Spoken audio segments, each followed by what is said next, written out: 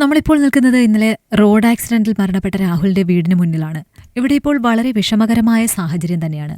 മകന്റെ വേർപാടിന്റെ ഷോക്കിൽ രാഹുലിന്റെ അമ്മയ്ക്ക് ഇന്നലെ ദേഹാസ്വാസ്ഥ്യം നേരിട്ടിരുന്നു. ഹോസ്പിറ്റലിലായിരുന്ന അവരെ ഇന്നിപ്പോൾ തിരികെ കൊണ്ടുവന്നിട്ടുണ്ട്. റിപ്പോർട്ടിങ്ങിന്റെ തിരക്കിലായിരുന്നു അഞ്ജലി. തലേന്ന് അമിത വേഗതയിൽ റോങ് സൈഡിലെത്തിയ KSRTC ബസ് ഇടിച്ച് കാൽനട യാത്രക്കാരനായ രാഹുൽ എന്ന 20 വയസ്സുകാരൻ മരിച്ചത് വലിയ വാർത്തയായിരുന്നു.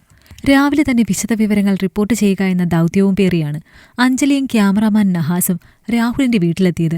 ആക്സിഡന്റ് നടന്ന സമയം സംഭവസ്ഥലത്തെത്തിയ പോലീസ് ബസ് കസ്റ്റഡിയിലെടുക്കാതെ യാത്ര തുടരാൻ അനുവദിച്ചത് വലിയ വിവാദമായിരുന്നു. തുടർന്ന് നാട്ടുകാർ ഒന്നടങ്കം പോലീസ് സ്റ്റേഷൻ ഉപരോധിക്കുകയും വേണ്ട നടപടികൾ സ്വീകരിക്കാമെന്ന് ഡിവൈഎസ്പിയുടെ ഉറപ്പിന്മേൽ പിരിയുകയുമായിരുന്നു. വൈറൽ വാർത്തയായതിനാൽ തന്നെ കൃത്യമായി വിവരങ്ങൾ റിപ്പോർട്ട് ചെയ്യണമെന്ന് മാനേജ്മെന്റിൽ നിന്ന് നിർദ്ദേശം കിട്ടിയതോടെയാണ് രാവിലെ തന്നെ അഞ്ജലിയും നഹാസും അവിടേക്കെത്തിയത്. മറ്റു മീഡിയ പ്രവർത്തകരും ആ സമയം ഇതേ ദൗത്യവുമായി എത്തിയിരുന്നു. എടോ, താൻ എന്തെങ്കിലും കഴിച്ചിരുന്നോ? നഹാസിന്റെ ചോദ്യം കേട്ടൊന്ന് പുഞ്ചിരിച്ചു അഞ്ജലി. എവിടുന്ന്? മോൻ ഇന്നലെ തീരെ വയ്യായിരുന്നു. രാത്രി ഒട്ടും ഉറങ്ങിയിട്ടില്ല. രാവിലെ ലീവ് ചോദിച്ചതാ. അന്നേരം ഒന്നെങ്കിൽ പോയി പണിയെടുക്ക്, അല്ലെങ്കിൽ പെട്ടിയും കിടക്കയും എടുത്ത് വിട്ടോളാനാണ് പറഞ്ഞത്. നമ്മുടെ ബുദ്ധിമുട്ടുകളൊക്കെ ആരറിയാൻ? ഇപ്പം മോനെ ഹസ്ബൻഡിന്റെ അടുത്താക്കിയിട്ടാ വന്നത് തന്നെ. പുള്ളീന്ന് ലീവാക്കി. അത് പറയുമ്പോൾ ഒരു നിരാശ അവളുടെ മുഖത്ത് പടർന്നിരുന്നു.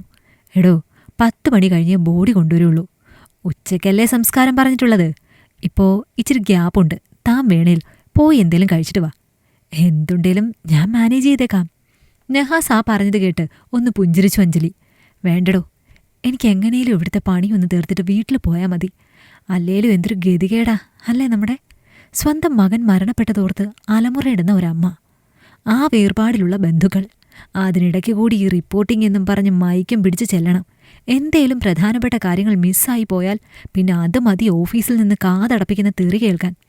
തുടക്കക്കാരായതുകൊണ്ടൊക്കെയും സഹിച്ചു നിന്നാലല്ലേ പറ്റുള്ളൂ. അതങ്ങനെയാണ് അഞ്ജലി. നമ്മുടെ മുകളിലിരിക്കുന്നവരും ആരംഭഘട്ടത്തിൽ ഇതുപോലെയും ഇതിൻ്റെ അപ്പുറമൊക്കെ കേട്ടിട്ട് വന്നിട്ടുള്ളവരാകും. അതുകൊണ്ട് തന്നെ സഹിച്ചേ പറ്റുള്ളൂ. ഈ ഒരു ഫീൽഡിൽ ഇത് സ്ഥിരമാണ്.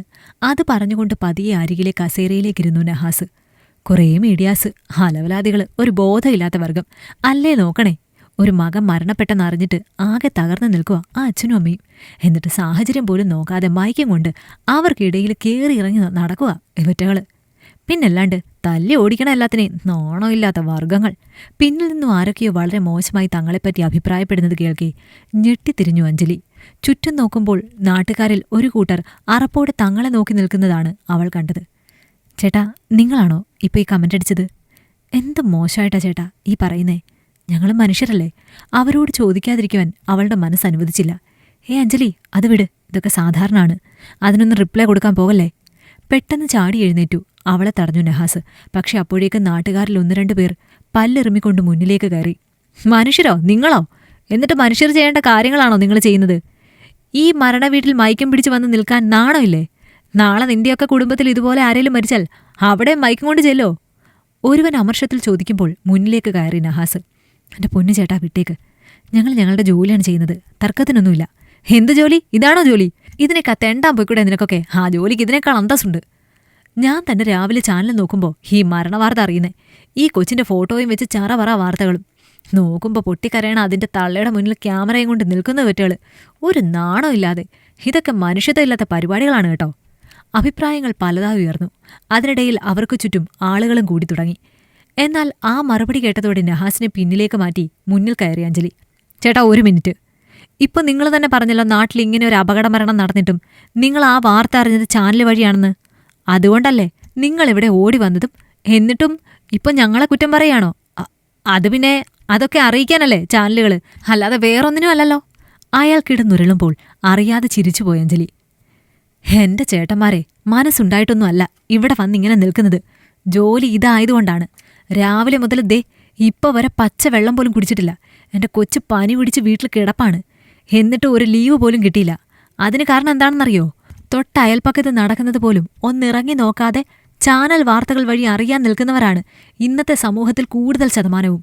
അപ്പോൾ വള്ളി പുള്ളി തെറ്റാതെ ഓരോ വാർത്തകളും നിങ്ങളുടെയൊക്കെ മുന്നിൽ കൊണ്ടെത്തിക്കുക എന്നത് ഞങ്ങളുടെ ജോലി. പെറ്റമ്മയുടെ കണ്ണീരിന് പോലും റേറ്റിംഗുള്ള കാലമാണിത്. ഒരു പെൺകുട്ടി ലൈംഗികമായി പീഡിപ്പിക്കപ്പെട്ടു എന്നറിഞ്ഞാൽ ആരൊക്കെ എവിടെയൊക്കെ വെച്ച് എന്തൊക്കെ ചെയ്തു എന്ന് വിശദീകരിക്കുന്ന ചാനലുകൾക്കാണ് റേറ്റിംഗ് കൂടുതൽ. ഇനി ആ വിവരങ്ങൾ കൃത്യമായി കിട്ടിയില്ല എങ്കിൽ ഇപ്പം ഞങ്ങളെ കുറ്റം പറയുന്ന ഇതേ നിങ്ങൾ തന്നെ ചോദിക്കും, ഈ ചാനലുകാർ കോപ്പന്മാരൊക്കെ എവിടെ പോയി കിടക്കുവാന്ന്, ഒരു വാർത്തയും വ്യക്തമായി അറിയാൻ പറ്റുന്നില്ല എന്ന്. അതുകൊണ്ട് ഞങ്ങളെ വിട്ടേക്ക് ചേട്ടന്മാരെ, ജീവിച്ചു പൊക്കോട്ടെ. കൂപ്പുകൈകളോടെ പറഞ്ഞവസാനിപ്പിച്ചു തിരികെ നടന്നു അഞ്ജലി.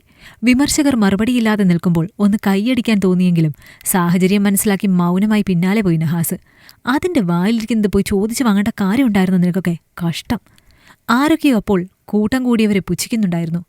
എടോ, താൻ കസറിയല്ലോ. ആ കിളവന്മാരുടെ വാ അടഞ്ഞുപോയി. പിന്നാലെ എത്തി നഹാസ് പറഞ്ഞെങ്കിലും അത് കേട്ടിട്ടൊന്നും മിണ്ടുവാൻ തോന്നിയില്ല അഞ്ജലിക്ക്. അവളുടെ ഉള്ള അപ്പോൾ പുകയുകയായിരുന്നു.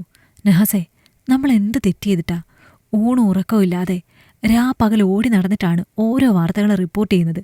ഈ കുറ്റം പറഞ്ഞവന്മാരൊക്കെ ഓരോന്നറിയുന്നത് നമ്മുടെ കഷ്ടപ്പാടിന്റെ ഫലം മൂലമല്ലേ? എന്നിട്ടും പറയുന്നത് നോക്കിക്കേ. എനിക്കൊട്ടും മനസ്സില്ല ചങ്കു പിടഞ്ഞു നിൽക്കുന്ന ആ അച്ഛൻ്റെ അമ്മയുടെ അടുത്ത് മയക്കം കൊണ്ടു പോകാൻ. പക്ഷേ ഗതികേടായിപ്പോയി. പറഞ്ഞു നിർത്തുമ്പോൾ വിതുമ്പിപ്പോയി അഞ്ജലി. അത് കണ്ടിട്ട് അവളെ ആശ്വസിപ്പിച്ചു നഹാസ്. എടോ, പോട്ടടോ, അവർ എന്തോ പറഞ്ഞു, താനത് കാര്യാക്കണ്ട. നമുക്ക് നമ്മുടെ ജോലി ചെയ്യാം, തിരിച്ചു പോകാം, അത്ര തന്നെ. താനൊന്ന് ആക്റ്റീവായി നിൽക്ക്. ഹേയ്, എനിക്കൊന്നുമില്ല നഹാസ്, ഞാൻ ഓക്കെയാണ്. ആദ്യമായതുകൊണ്ടാണ് ഈ വിഷമം.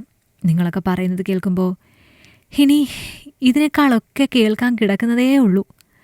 മറുപടി പറഞ്ഞുകൊണ്ട് ഒന്ന് പുഞ്ചിരിക്കാൻ ശ്രമിച്ചു അവൾ. അതെ, നിങ്ങൾ വരുന്നില്ലേ? ദേ ബോഡി കൊണ്ടുള്ള ആംബുലൻസ് എത്തി. സഹപ്രവർത്തകരിൽ ആരോ വിളിച്ചു പറയുമ്പോൾ വീണ്ടും ഉഷാറായി അവർ രണ്ടാളും. വേഗം വാ, എന്തേലും മിസ്സായാൽ അതിനി ഓഫീസിൽ നിന്ന് തെറി കേൾക്കണം.